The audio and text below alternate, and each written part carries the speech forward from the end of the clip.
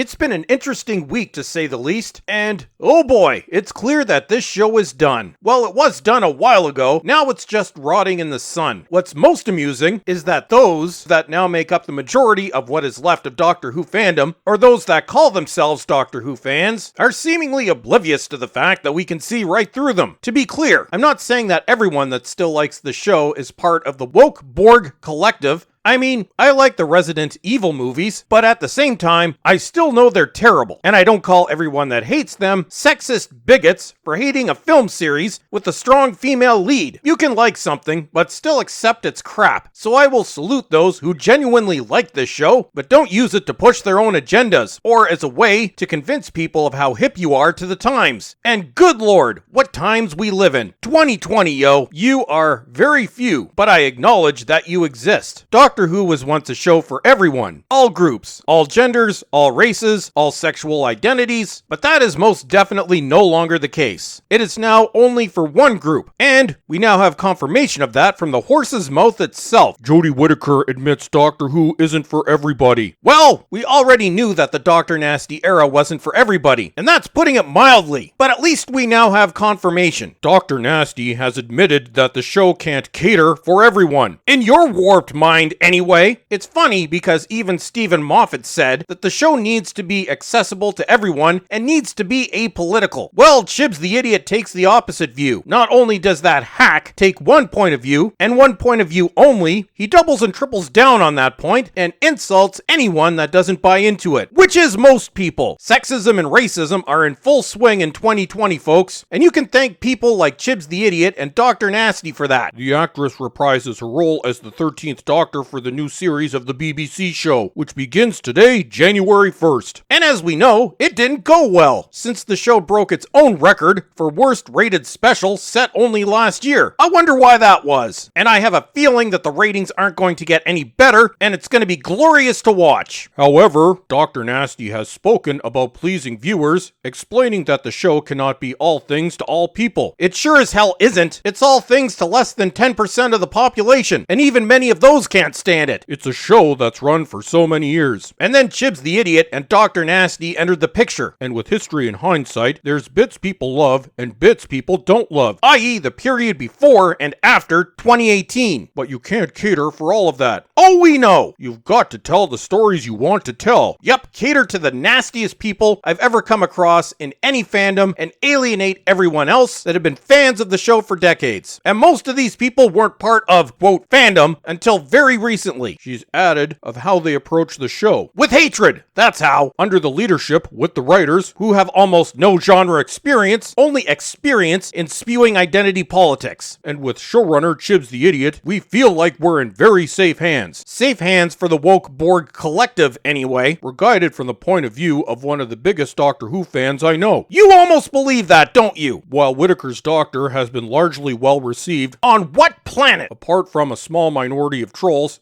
Ah yes, there we have it. Her first series drew a more mixed response from fans. I guess that's one way of putting it. Co-star Tosin Cole, I really don't look like I want to be here, Ryan, has elaborated on how things have changed in the new series, explaining there's less pressure because we know what we're doing now. Yep, crapping on a classic franchise and its real fans. As for creating Doctor Who, well, that's debatable. Last year, it was a new showrunner, a new doctor, new companions, a new time on the show, or the beginning of the end of days for the show. So everything was just brand new. And terrible. And that we've done that, everyone survived, and everyone's okay. The show isn't, and the fan base is dead. Mandeep Gill, Wooden Plank Yaz, added, there was a bit of uproar, or whatever, while we were doing it. Whatever. Yep, that was your response. And you've had a year to improve your acting, but I guess you decided to do other things. But the fans proved that they do change with the Doctor. They stay. No, they don't! So for us, they proved that throughout the series that they were going to watch it. I guess half the audience that has left never existed in the first place, and that they still were loyal fans. Nope. They are ideologues and people desperate for attention. So now there's not that pressure of like, are they going to leave now? Yes, the pressure's off. They left. They've already committed to this journey with us. No, they're not. You can't make this stuff up.